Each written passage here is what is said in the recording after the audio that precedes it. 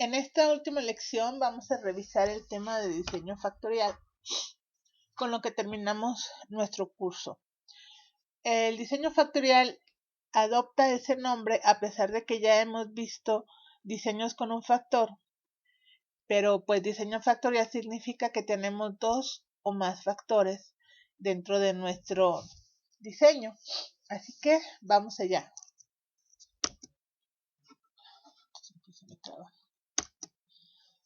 ¿Cuándo lo vamos a aplicar? Pues como les decía antes, es cuando nos interesa conocer el efecto de cuando menos dos factores que están actuando simultáneamente sobre una variable. Y estos dos factores tienen para nosotros el mismo nivel de interés. Queremos saber cómo están actuando los dos al mismo tiempo sobre la misma variable de estudio. Un ejemplo fácil de comprender para los biólogos, por supuesto, es cuando nosotros nos enfrentamos a un problema biológico real.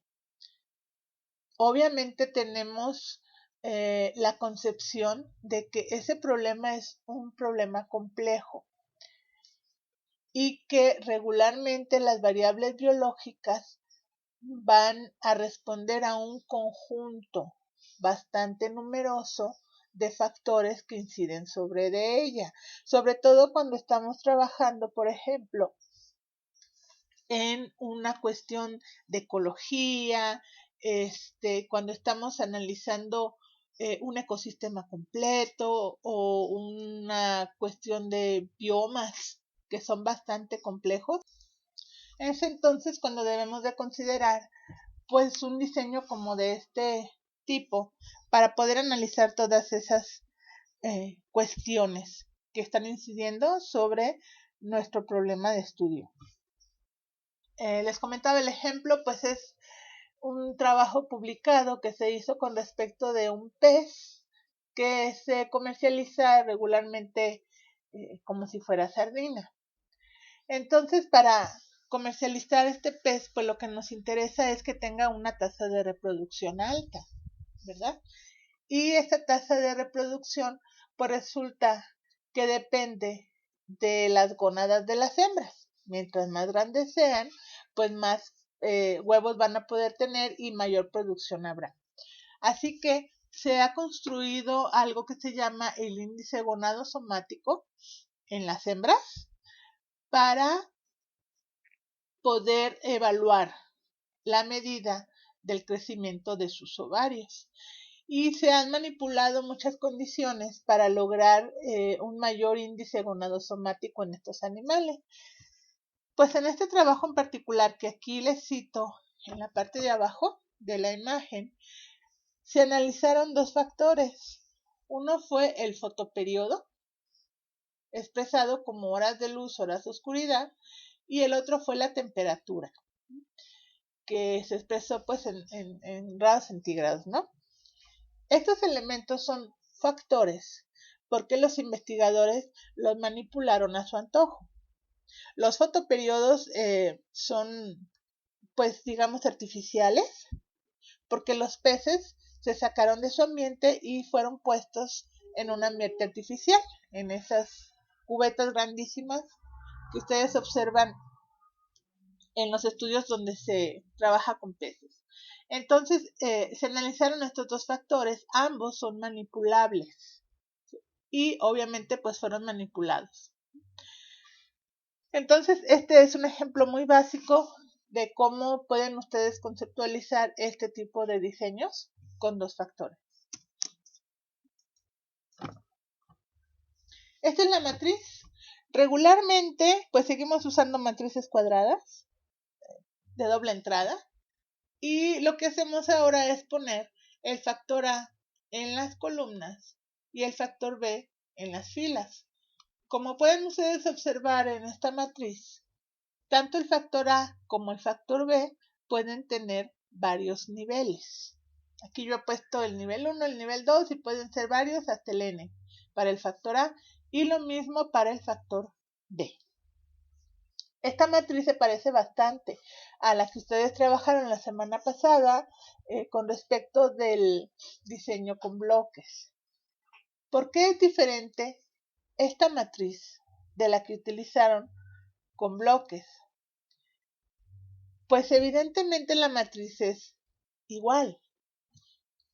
La única diferencia es que la concepción del diseño es diferente.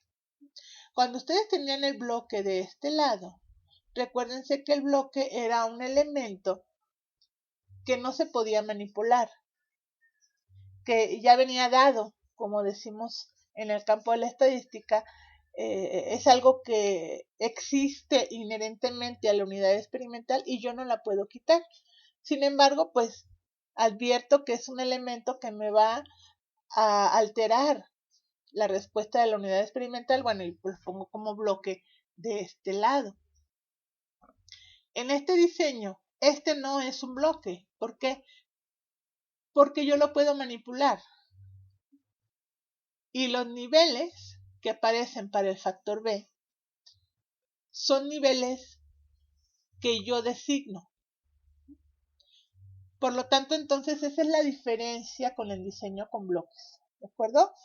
La tabla es igual, pero la concepción de cómo pensamos el diseño, eso es lo diferente. ¿Ok? Muy bien. Este es el modelo lineal del modelo, valga la redundancia, o la fórmula que define el modelo.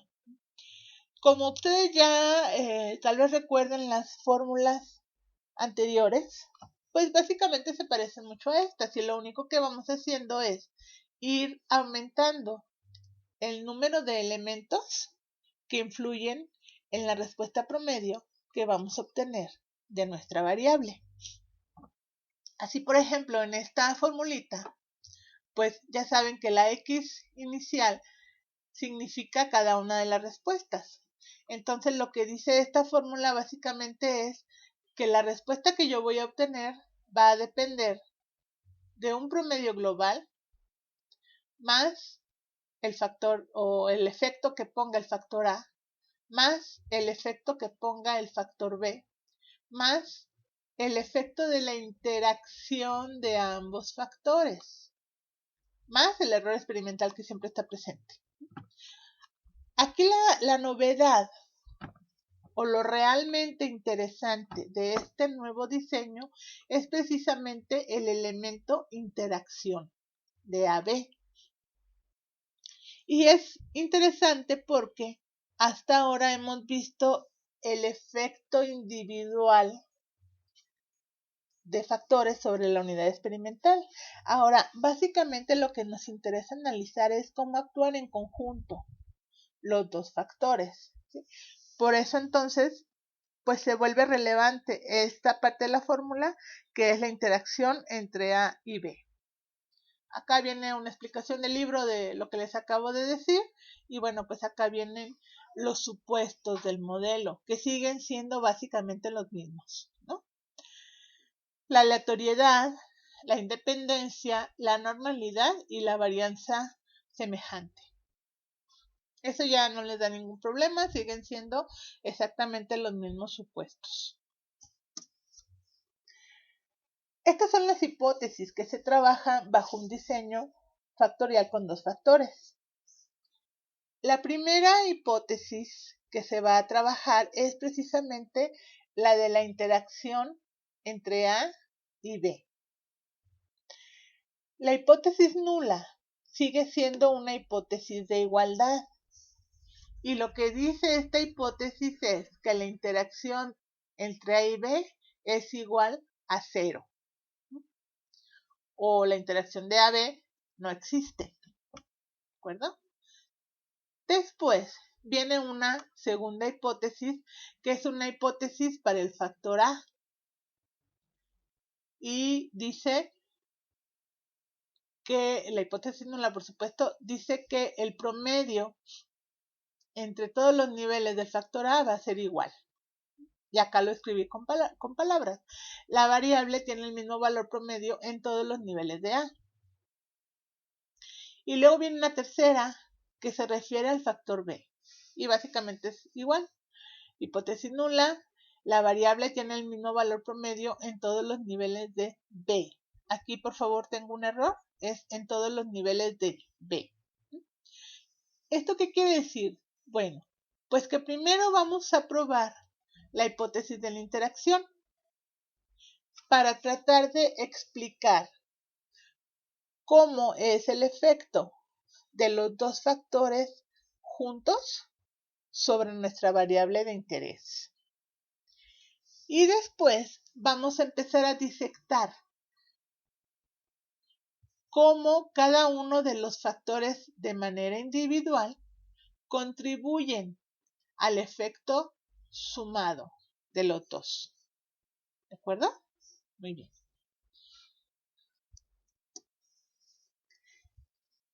Ahora, me gustaría detenerme un poquito en esta idea de la interacción estadística. Básicamente es un concepto complejo que está todavía muy a debate en el campo de la estadística con respecto a su verdadero significado. Sin embargo, bueno, me gustaría hacerles algunas analogías sencillas para que podamos comprender cuál es la importancia de entender la interacción de factores, número X de factores, sobre el comportamiento de una variable. Nosotros en la vida común tenemos interacción con muchísimas otras personas, ahora menos con la cuestión del virus y todo esto que estamos encerrados, bueno, pues interaccionamos menos, ¿verdad? Pero cuando salimos a la calle, interaccionamos con personas. Entonces, imagínense ustedes que pues llevan una idea, por ejemplo, de ir a la plaza comercial, la que ustedes quieran, y salen de su casa con una trayectoria definida, con un plan definido para ir a esa plaza. ¿Cuál camión van a tomar? ¿Qué van a hacer en la plaza? No sé, hasta inclusive cómo se van a vestir para ir a la plaza. Entonces ya llevan ustedes como una pauta para lograr ese objetivo. Sin embargo, pues en el camino se encuentran un amigo, una amiga que empiezan a platicar con la persona, ¿sí? Y entonces, en función de lo que la persona les dice, a lo mejor ustedes cambian su plan. Y ese cambio de plan es el resultado de que interaccionaron con una persona. Ahora imagínense ustedes que regresamos al plan original, van ustedes a ir a la plaza comercial, van a ir a comprar unos audífonos, por decir algo, y en el camino se encuentran con su amiga, pero además se encuentran con que el camión en el que van se descompuso a medio camino. Entonces, lo más probable es que ustedes tengan que buscar una solución que va a ser resultado tanto de la interacción con su amigo como de la interacción con el hecho de que el camión se descompuso. Entonces, como resultado de esos dos eventos, probablemente su decisión de ir a la plaza cambie o su modo de llegar a la plaza tenga que cambiar o su objetivo de ir a la plaza pues va a ser otro. Entonces, fíjense ustedes que muchas de nuestras acciones, digamos cotidianas, pues van a ser el resultado de múltiples interacciones. Es la misma idea. En la estadística, esta frase interacción estadística va a describir una situación en la que existe una relación recíproca entre dos factores. Y esto va a afectar el comportamiento de la variable que estamos analizando. Y aquí lo pusimos simple, ¿no? Solamente dos factores. Imagínense ustedes en una situación real, están analizando un ecosistema, pues no van a ser dos factores, van a ser múltiples factores.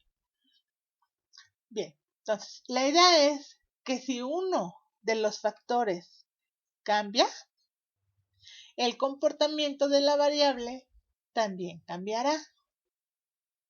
El cambio de estos factores lo vamos a observar en los niveles que nosotros le asignemos a cada uno de los factores. Buscando autores que me ayudaran a encontrar una manera de explicar lo que es esta interacción estadística, pues este realmente es uno que me gusta mucho, el señor Shaughnessy. Él pone en palabras lo que para él significa interacción estadística y dice, es lo que ocurre cuando el efecto de una variable independiente cambia dependiendo del nivel de una segunda variable independiente. Ahora, la pregunta o les pregunto, ¿recuerdan ustedes cuáles son las variables independientes en cualquier diseño de experimento? Pues las variables independientes son aquellas que entran al experimento. Las variables independientes básicamente son aquellas que ustedes van a manipular. Y la variable dependiente, recuerden ustedes que es la respuesta que van a medir. ¿De acuerdo? Entonces, esta puede ser una definición, digamos, formal de lo que podría significar la interacción estadística. Y bueno, este es un ejemplo que se me ocurrió para mostrarles a ustedes la importancia de pensar en las interacciones estadísticas cuando vamos a analizar un problema real. Estas imágenes, ahora que tengo la añoranza de vacaciones, pues se me hicieron bastante representativas. Esta es la península donde está Cancún. Y esta parte de aquí representa una locación particular en Isla Mujeres. Y esta de acá la puse porque, bueno, es una imagen del arrecife de coral que está allí cercano. Y bueno, ya ven ustedes aquí corales blanqueados, un poquito de turbidez en el agua, resultado de la contaminación, un poquito de falta de plantitas acuáticas, no sé cómo se llaman, en el fondo marino. Entonces resulta que este ecosistema ha sido muy estudiado respecto del daño que le produce este tipo de asentamientos humanos turísticos que de repente tienen mucha gente, ¿verdad? Entonces, para analizar cómo este asentamiento humano va a afectar a este ecosistema, imaginen ustedes la cantidad de factores que podemos encontrar en el asentamiento humano que van a incidir sobre la ecología del arrecife. Entonces, por eso les comentaba que este diseño que yo les estoy tratando de explicar ahora, pues solo contempla dos factores, pero la realidad a la que los biólogos nos enfrentamos en nuestro trabajo de biólogos, pues no implica dos factores, implica muchísimos factores, n cantidad de factores, y todos se pueden analizar con estos diseños factoriales. Que luego se habla de diseños multifactoriales, que son muy complejos, y que regularmente la gente lo que hace es pues partirlos, ¿no? En pequeñas porciones para tratar de comprender un problema tan global como este que los estoy poniendo como ejemplo. Muy bien. Entonces, básicamente lo que buscamos es entender cómo la interacción de dos o más factores influencia una variable de interés. Las preguntas que tratamos de contestar cuando utilizamos este tipo de diseño, pues aquí puse algunas. Nos interesa saber si hay una interacción verdadera entre los factores que estamos considerando. Evidentemente también nos interesa conocer cuál es el que tiene mayor influencia. ¿Qué sucede con la variable si eliminamos uno o si eliminamos otro? ¿Se mejora? ¿Se empeora? ¿Cómo se comporta? ¿Qué sucede con la variable si eliminamos los dos? ¿Se mejora? ¿Desaparece? ¿Qué sucede? Y aquí le pongo los dos porque, bueno, lo que estamos ahorita tratando de comprender es uno que tenga solamente dos factores. Probablemente a ustedes se les ocurran otras preguntas, sobre todo ya en el campo real. Estas son algunas que se pueden contestar con este tipo de diseños. Bien, la primera que debemos de contestar siempre es la pregunta que tenga que ver con la interacción entre los dos factores y que se ve reflejada en esta hipótesis nula que ya les presenté antes, la hipótesis de la interacción, que dice que la interacción de AB es igual a 0. Aquí les puse varias maneras como de hacer esa pregunta, ¿no? A mí me gusta esta, es la que yo uso. Lo mismo significa es que la interacción entre A y B no existe o A y B no interaccionan. Entonces son diferentes maneras de hacerse la pregunta con respecto de la interacción. Ustedes lo pueden hacer como quieran, siempre y cuando estén reflejando que A y B no van a interaccionar.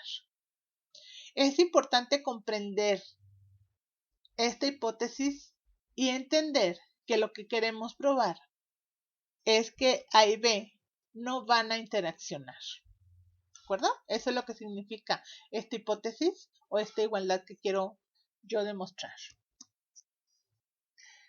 Ante esa hipótesis hay dos posibles decisiones. La primera decisión es que yo acepte esta hipótesis nula. Si yo la acepto, lo que estoy aceptando es que A y B no interaccionan. ¿Nos queda claro? Si acepto la hipótesis nula de interacción, lo que estoy aceptando y debo de concluir es que A y B no interaccionan. ¿Qué quiere decir esta decisión? Bueno, pues sugiere que el comportamiento observado de la variable es independiente en cada factor y no depende de la combinación de ambos. O sea, si yo elimino el factor A, el valor de la variable no va a cambiar en B y viceversa. ¿De acuerdo? Una manera gráfica de explicárselo es la siguiente, utilizando la idea de las interacciones entre las personas. Vamos a pensar que esa círculo azul pues es la variable que nos interesa y que bajo el factor A, la variable azul se comporta así. A través de todos los niveles de A tiene un comportamiento así. Y luego, esa misma variable bajo el factor B ahora tiene un comportamiento así. ¿Por qué se comporta diferente? Bueno, pues porque A lo mejor es la temperatura y B a lo mejor es en las horas de luz. Entonces, cuando le pongo diferentes factores a la misma variable, pues su comportamiento esperado va a ser diferente. ¿Qué sucede si le pongo una combinación de A con B? Lo que se espera es que la variable se comporte diferente a cómo lo hace en A solo y en B solo. Entonces podríamos esperar ahora que la variable se comportara así. ¿Sí? Entonces noten ustedes que en A y en B se comporta de un modo y cuando les junto se comporta de otro modo totalmente diferente. Ahora bien, ¿qué pasa si elimino el factor B? Entonces, puede pasar que A se siga comportando igual. Y entonces eso quiere decir que A y B no interaccionan. ¿Qué pasa si quito A? Pues la variable se sigue comportando igual cuando lo aplico el factor B. O sea, quiere decir que A y B no influencian en conjunto a la variable. esta es una explicación de lo que significa esta aceptación de la hipótesis nula. Si yo quito A, la variable en B se sigue comportando como siempre. Si yo quito B, la variable en A se sigue comportando como siempre. ¿De acuerdo? ¿Qué pasa en la otra posible decisión? Que es cuando se rechaza esa hipótesis nula. Pues cuando se rechaza la hipótesis nula de la interacción, lo que se concluye es que A y B sí están interaccionando. Y sugiere que el comportamiento observado de la variable va a depender de la presencia de los dos factores. ¿De acuerdo? También sugiere que si quito uno de los factores, el valor de la variable ya no va a ser igual que antes. Veámoslo de forma gráfica. Estas son la misma idea. Este es el comportamiento de la variable en A, así.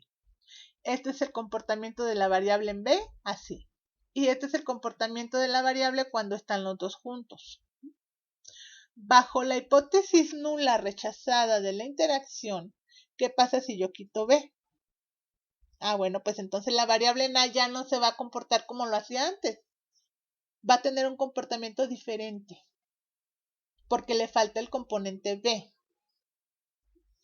Ahora, ¿qué pasa si quito A? Pues la variable ante la presencia de B también se va a comportar de manera diferente. ¿Por qué le falta A? ¿De acuerdo? Le falta A para volverse a comportar así como yo lo observé. Entonces, esta manera o este cambio en el comportamiento de la variable sucederá porque para comportarse así como yo lo observé antes necesita la presencia de los dos factores. Eso significará que ambos están interaccionando y que ambos están influenciando en alguna medida el comportamiento de mi variable. Bien. Esta es la matriz de diseño que se utiliza en este tipo de diseños. Aquí tienen ustedes el factor A en las columnas con sus diferentes niveles. Acá tienen el factor B en las filas con sus diferentes niveles. Y noten cómo están acomodadas las unidades experimentales. ¿De acuerdo? Están como agrupadas. ¿Sí? Este sería las unidades experimentales que yo tengo en la combinación 1 del factor A y 1 del factor B. Y también noten que debe de haber varias réplicas, estas se llaman réplicas, dentro de cada combinación de los factores. Ahora, bajo este diseño, en donde advertimos la presencia de estos grupitos, esos son los que en este diseño constituyen los tratamientos. ¿De acuerdo? ¿Y por qué? Bueno, pues si ustedes lo piensan, esta combinación del nivel 1 del factor A con el nivel 1 del factor B solo sucede aquí y no se repite en ningún otro cuadro. Igual, perdón. Si ustedes ven cualquiera de los otros cuadros, por ejemplo, esta combinación del nivel 2 del factor A con el nivel 1 del factor B no se repite en otra parte de la matriz más que aquí. Y así con todas las demás combinaciones. Entonces resulta ser que cada una de estas combinaciones va a suceder una sola vez en la matriz. Por eso necesitan réplicas de cada combinación y por eso ahora las combinaciones entre los diferentes niveles de A y de B constituyen los tratamientos.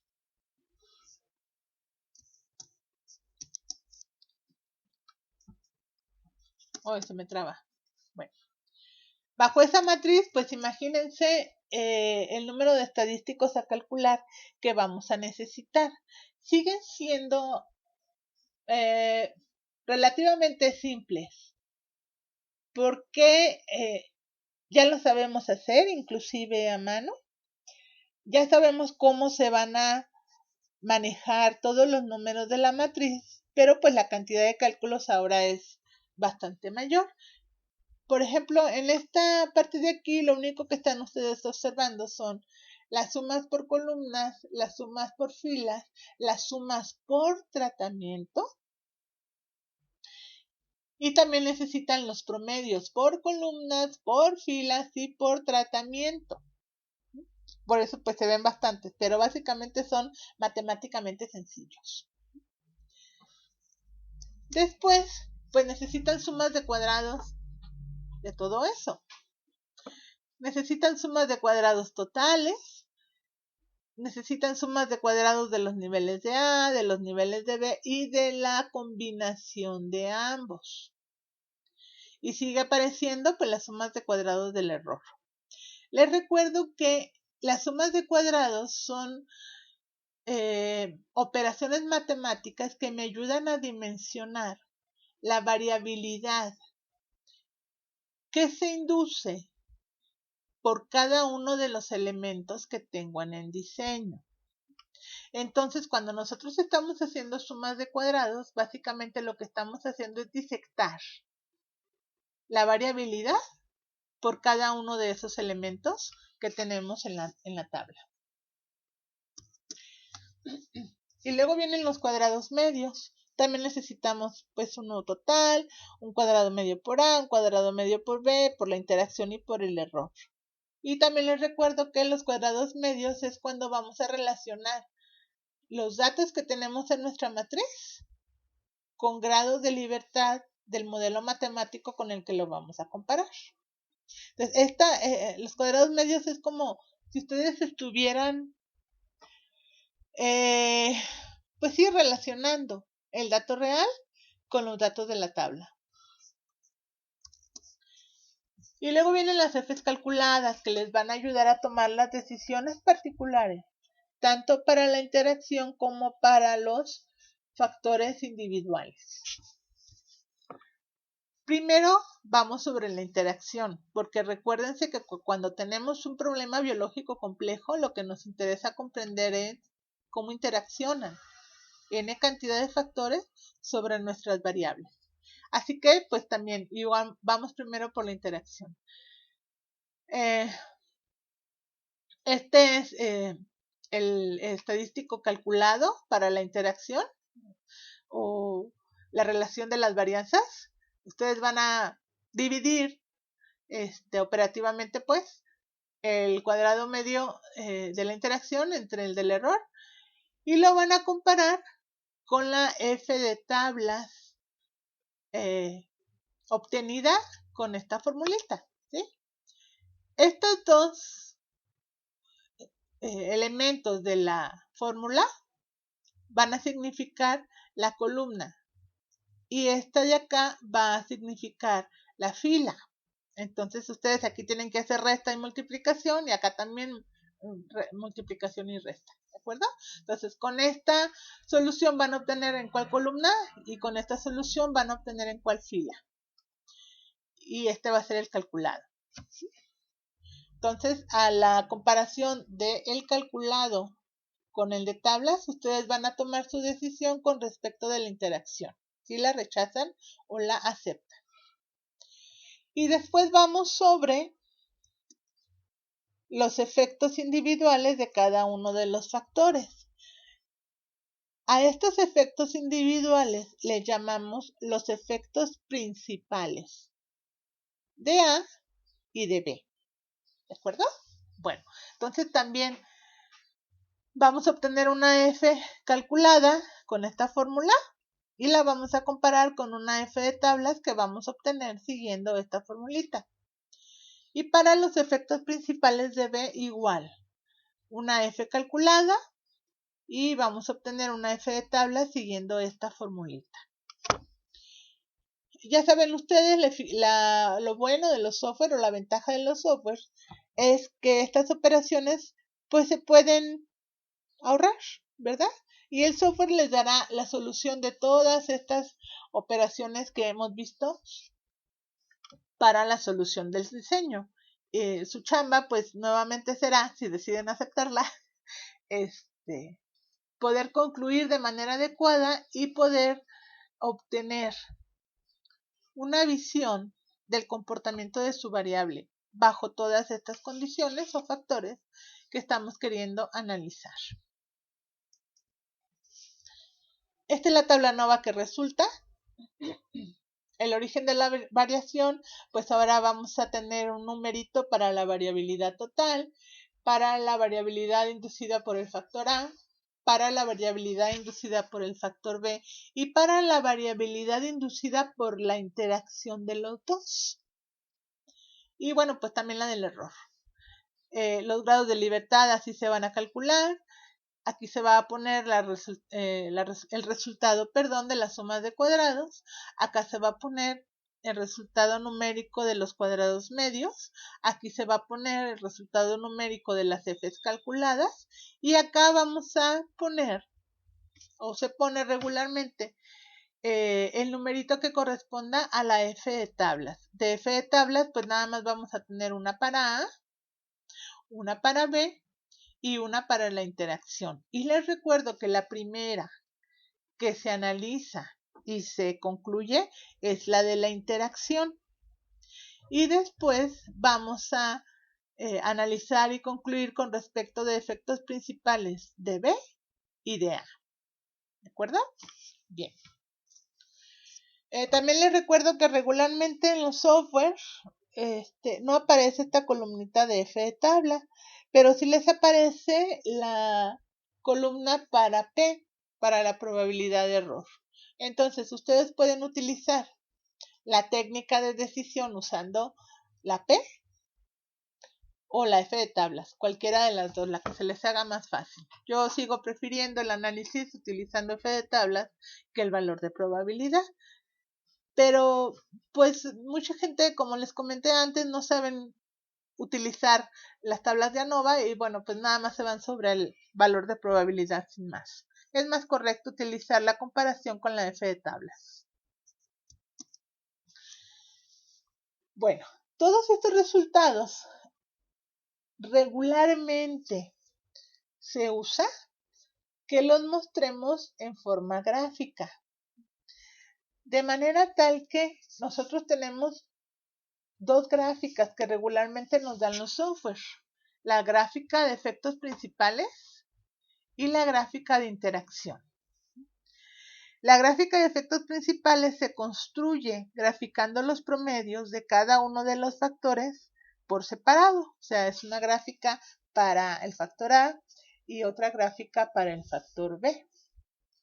Y lo que observamos en estas gráficas es cómo se comporta la variable a través de los niveles de cada uno de esos factores por separado.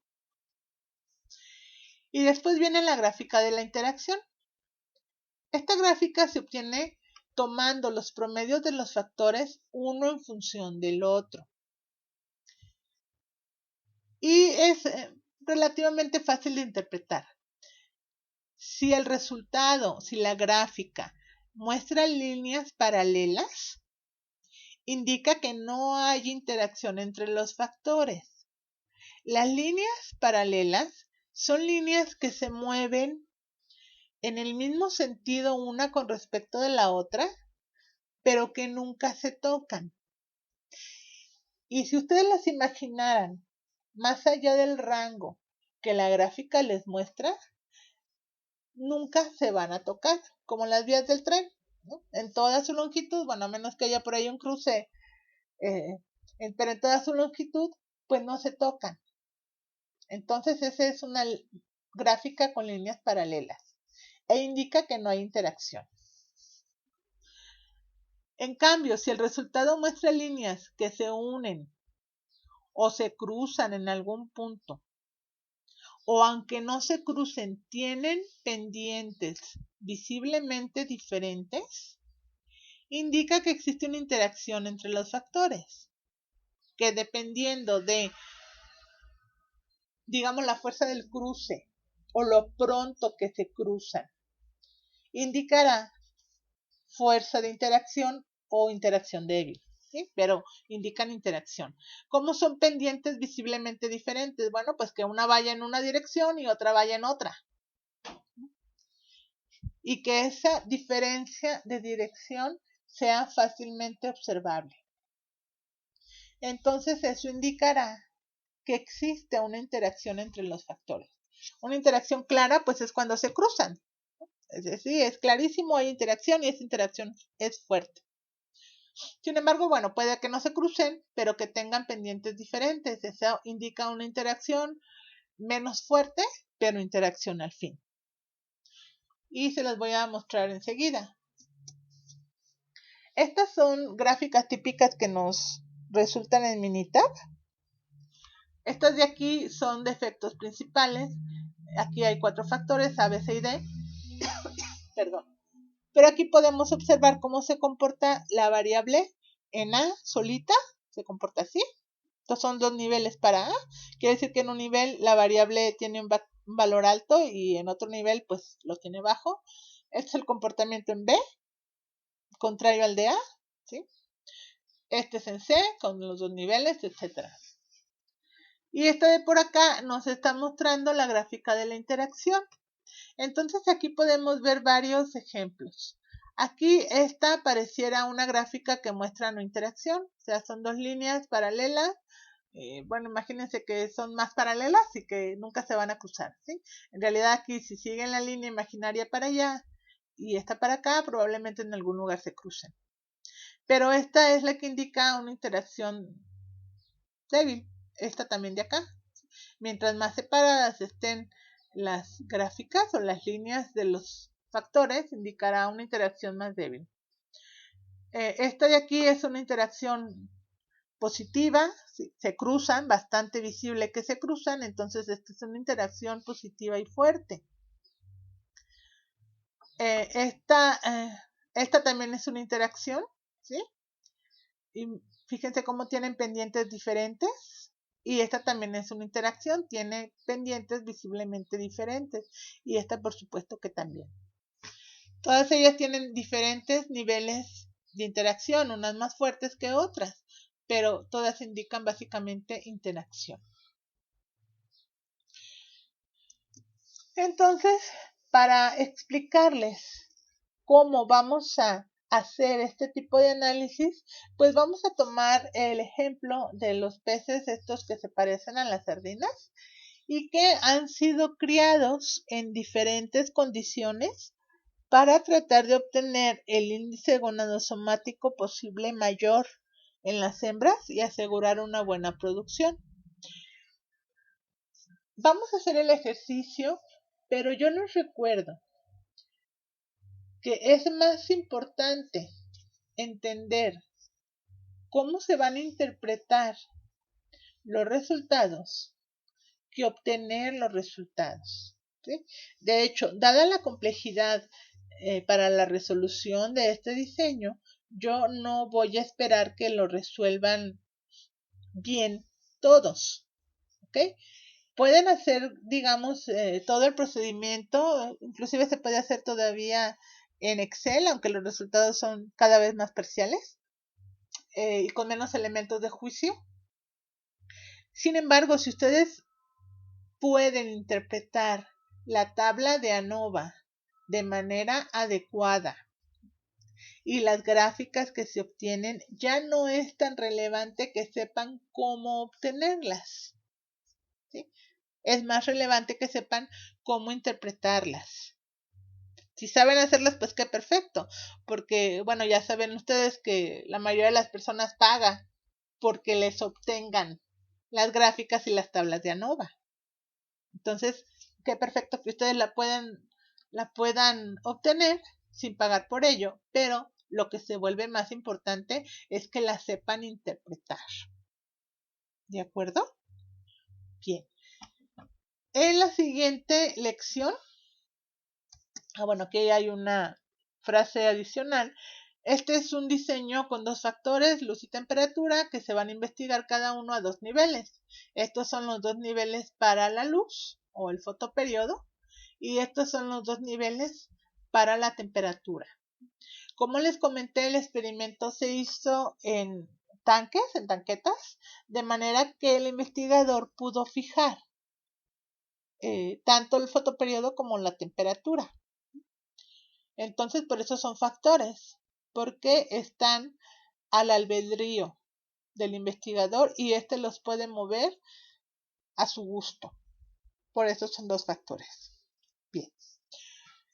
¿Qué más? Esta es la matriz de los datos.